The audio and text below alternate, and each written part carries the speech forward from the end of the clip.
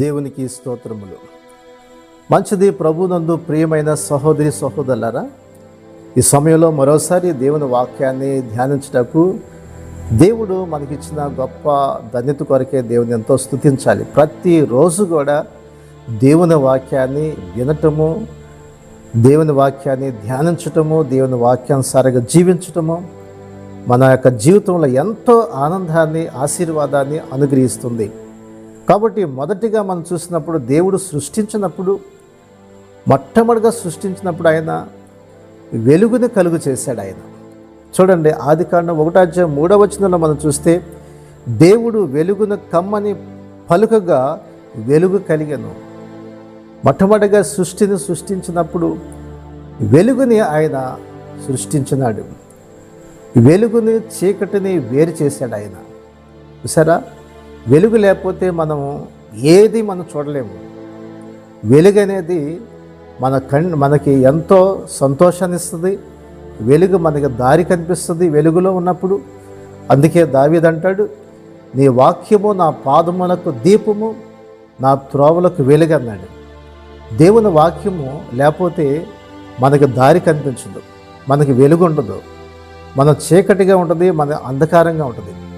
కాబట్టి అంధకారం అనేది భయాన్ని కలిగిస్తుంది. ఎప్పుడైనా చూడండి, ఒక్కసారి లైట్లు పోతే మనకి ఏ వస్తువు ఎక్కడుందో మనకు కనపడదు. మన ఇంట్లో ఏ వస్తువు ఎక్కడుందో మనకు తెలియదు. కాబట్టి వెలుగు లేకపోతే మనం దేని గుద్దుకుంటాం మనకి తెలియదు. కాబట్టి మనం వెలుతురు ఉంటేనే మనం అన్నీ గమనించగలం. ఏదైనా వస్తువు పోతే మనం లైట్ వేసి వెలుతురులో మనం చూస్తే కానీ మనకి ఆ వస్తువు మనం గుర్తుపట్టలేము. కాబట్టి ఏదైనప్పుడు కూడా మన జీవితంలో వెలుగు అనేది లేకపోతే మన జీవితం చాలా అంధకారంగా ఉంటుంది. కాబట్టి ప్రతి మనిషి జీవితం కూడా దేవుని యొక్క వెలుగులోకి రావాలి. అందుకనే కీర్తనకారుడు 18వ కీర్తన 28వ అంటాడు, నా దీపమును వెలిగించువాడు నీవే, నా దేవుడైన యెహోవా చీకటిని ఆయన నీకు వెలుగుగా చేయనన్నాడు. కాబట్టి నా దీపము వెలిగించువాడు నీవే. దేవుడు మన యొక్క ఆత్మీయమైనటువంటి దీపాన్ని ఆయన వెలిగిస్తాడు. మన యొక్క చీకటిని కూడా ఆయన వెలుగుగా చేస్తాడు. మనలో ఉన్న చీకటిని తొలగించి ఆయన వెలుగుగా చేస్తాడు. మన దీపము, మన ఆత్మీయమైన దీపాన్ని ఆయన వెలిగిస్తాడు. అందుకనే మన యొక్క ఆత్మని ఒక దీపానికి పోల్చినాడు. అందుకనే 10 మంది కనికుల్లో 5 బుద్ధి గలవారు, 5 బుద్ధి లేని వారు ఉన్నారు. బుద్ధి గలవారు వారి యొక్క దివిటీలు వెలుగుతూ ఉంది, వారి నూనె సిద్ధంగా ఉంది. కానీ బుద్ధి లేనటువంటి వారి యొక్క దీపాలు ఆరిపోతూ ఉండి వారి యొక్క నూనె లేదు. కాబట్టి మన దీపాలు ఎప్పుడు కూడా వెలుగుతూ ఉండాలి. ప్రభు వచ్చే వరకు ఎత్తబడ్డాలంటే మన దీపాలు ఎప్పుడు వెలుగుతూ ఉండాలి. ఆ వెలగాలంటే దేవుని వాక్యములో నీవు ఉండాలి, దేవుని యొక్క సన్నిధిలో నీవు ఉండాలి, ప్రార్థనతో దేవునితో సహవాసం చేస్తూ ఎప్పుడు కూడా దేవుని వాక్యాన్ని ధ్యానించేవాడు ఉండాలి. అందుకే అంటాడు, నా పాదములకు నీ వాక్యం నా పాదములకు దీపము, నా త్రోవలకు వెలుగన్నాడు. దేవుని వాక్యం మనకి వెలిగిస్తుంది, త్రోవ చూపిస్తుంది. కాబట్టి దేవుని యొక్క వాక్యము చేత నీవు వెలిగించబడతావు. నీ జీవితం ఎంతో ఆనందకరంగా ఉంటుంది. ఈ లోకం అనేది, పాపం అనేది ఎలాంటిదంటే చీకటి, అంధకారము. ఈ లోకములో సాతాను కూడా అంధకారములో, అంటే అపవాది కూడా చీకటి శక్తులు ఉండేవి. అవి చీకటి అంటే అవి దురాత్మలు.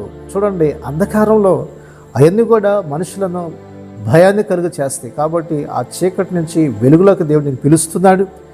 దేవుని యొక్క వాక్యం సెలవిస్తుంది. కీర్తనలో 27:1 యెహోవా నాకు వెలుగాయను. చూసారా, యెహోవా నాకు వెలుగాయను, దేవుడే నాకు వెలుగు. కాబట్టి ఆయన మనల్ని వెలిగించే దేవుడు, అయినా మనల్ని బాగు చేసే దేవుడు అయి ఉన్నాడు. మరొక మాట కూడా మనం చూస్తే కీర్తనలు 34:5 వారు ఆయన తట్టు చూడగా వారికి వెలుగు కలిగెను. చూసారా, వారు ఆయన తట్టు చూడగా వారికి వెలుగు కలిగెను. దేవుని తట్టు చూస్తే నీకు ఒక వెలుగు వస్తుంది, నీ ముఖంలో తేజస్సు వస్తుంది, నీ ముఖంలో ఆనందం వస్తుంది. మరి మనం లోకం వైపు మనం చూస్తే మన యొక్క జీవితంలో చీకట్లోకి వెళ్ళిపోయినట్లే. లోకము అనేది, పాపం అనేది ఎలాంటిదంటే ఒక చీకటి, అంధకారము. కాబట్టి దేవుని వైపు చూడు. నీ కష్టం అంటే చీకటి అంటే నీకు వచ్చే సమస్యలు, నీకు వచ్చే కష్టాలు ఎలా ఉంటాయంటే చీకటి. అందుకనే దావీదు అంటాడు, మరి గడాంధకారపు లోయలో నేను సంచరించున్నాను, ఏ అపాయమునకు భయపడినాడు. గాఢాంధకారం, అంధకారము, గాఢాంధకారం. తన గొర్రె అంధకారంలోకి వెళ్ళిపోయింది. ఆ లోయలోకి వెళ్ళిపోతే ఏం కనిపించట్లేదు. ఆ యొక్క అంధకారం ఉన్నటువంటి వాటికి దేవుడు వెలుగు చూపించినాడు. దావీదు వెళ్ళి తన గొర్రెని తెచ్చుకోగలిగినాడు. అందుకని కొన్నిసార్లు మన జీవితంలో కూడా అంధకారం లాంటి సమస్యలు మనకి వస్తూ ఉంటాయి. అటువంటి సమస్యల్లో, అలాంటి పరిస్థితులు వచ్చినప్పుడు ఆ అంధకారం నుంచి దేవుడు మనం బయటికి తీసుకొస్తాడు. గాఢాంధకారపులో లోయ సంచరించున్నాను, ఏ అపాయమునకు భయపడినన్నాడు. కాబట్టి ఇటువంటి అపాయం వచ్చినా ఎందుకంటే వారు ఆయన తట్టు చూడగా వారికి వెలుగు కలిగింది. యేసు ప్రభు వైపు చూస్తే నీకు వెలుగు వస్తుంది, సంతోషం వస్తుంది, ఆనందం వస్తుంది, విడుదల వస్తుంది. ప్రియ సహోదరుడా, నీకు కష్టం వచ్చినప్పుడు, ఒక అంధకారంగా ఉంది నీకు, నీ సమస్యలు, నీ ఆర్థికమైన పరిస్థితులు, నీ కుటుంబ పరిస్థితులు చాలా అంధకారంగా ఉండేమో, నీ భవిష్యత్తు నీకు అంధకారంగా ఉందేమో, నా జీవితం ఏంటి, ఇంతవరకు నాకు సరైన ఉద్యోగం లేదు, ఇంకా నేను స్థిరపడలేదు, సరైనటువంటి వయస్సు వచ్చినా వివాహం అవట్లేదు, మరి నా జీవితం ఏంటని ఒక అంధకారంగా నీకు ఉందేమో, దేవుడు నీకు వెలుగు కలిగిస్తాడు. నువ్వు ఆయన తట్టు చూడాలి, నీవు దేవుని వైపు చూడాలి. దేవుడు నీకు మార్గం చూపిస్తాడు, దేవుడు నీకు దారి చూపిస్తాడు, నీకు మంచి భవిష్యత్తుని ఇస్తాడు ఆయన. చూడండి, అంతే కదా అంటున్నాడు, వారి ముఖములు ఎన్నడూ కూడా లంచెంపకపోయాను, ఎప్పుడు కూడా వారి ముఖాలు మాడిపోలేదు. దేవుని వైపు చూస్తే నీ ముఖాలు ఎప్పుడు కూడా ప్రకాశవంతంగా ఉంటాయి. కాబట్టి మనం చూడాల్సింది మన ప్రభు వైపు చూడాలి. కాబట్టి వెలుగు కలిగిస్తాడు నీ జీవితానికి, నీలో ఉన్న చీకటిని తొలగించి నీకు సమాధానం ఇస్తాడు. ఆయన వైపు నువ్వు చూడాలి. మొదటిగా ఆయన సృష్టించినప్పుడు సృష్టిలో మొట్టమొదటిగా వెలుగుని సృష్టించినాడు, చీకటిని వేరు చేశాడు. కాబట్టి మొదటిగా నీ జీవితం వెలిగించబడిందంటే నీకు అన్నీ కూడా ఆశీర్వాదకరంగా ఉంటాయి, అన్నీ దీవించబడతాయి. అట్టి కృప దేవుడు ఇచ్చినట్లు ప్రార్థన చేసుకుందాం. పరిశుద్ధుడ, ప్రేమగల తండ్రి, గొప్ప దేవ, ఈ వాక్యాన్ని వింటున్నా మా ప్రియ సహోదరులందరి కొరకు ప్రార్థన చేస్తున్నావు నాయన. చీకటిని వెలుగుగా చేసే దేవుడు నీవే.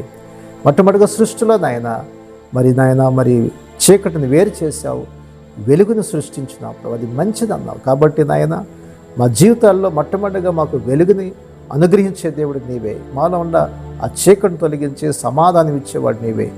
ప్రతి ఒక్కరిని కూడా మీరు దర్శించండి, దీవించండి. ఆత్మీయమైన దీపాలు వెలుగుతున్నట్లుగా నేను మహిమ కొరకు జీవించేవారిగా సహాయం చేయమని యేసు నామమున అడుగుచున్నాం తండ్రి, ఆమేన్.